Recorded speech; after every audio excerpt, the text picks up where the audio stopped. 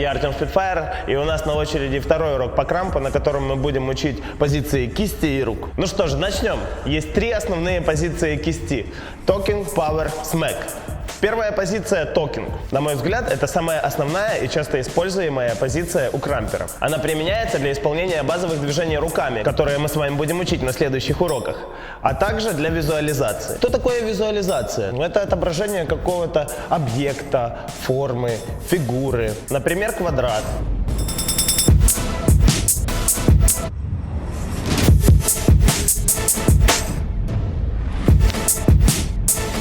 Второе положение кисти – это power, сила, кулак. Используется для сильных базовых движений, либо для позиции рук. Также для визуализации. С помощью кулака мы можем не только рисовать, но и показать, как мы что-то держим. Например, руль или палку, удочку, топор.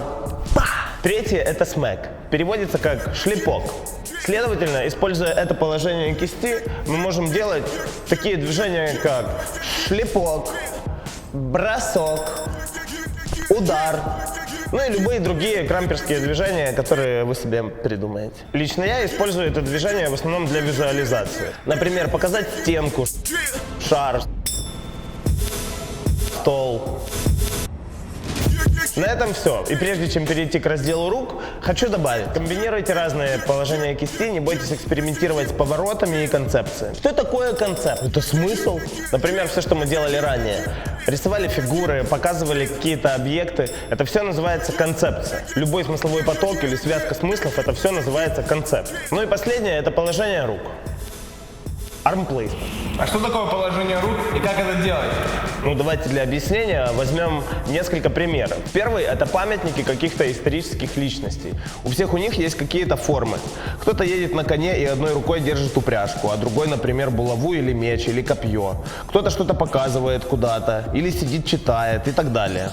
Второй пример – это фотографии. Ну, например, спортсменов в действии. Метатель диска, копья, стрелок из лука, футболист, баскетболист, лыжник или люди с улицы.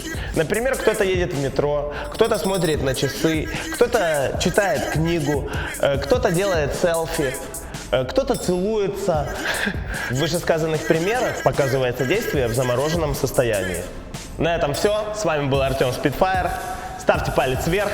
Увидимся. Пока.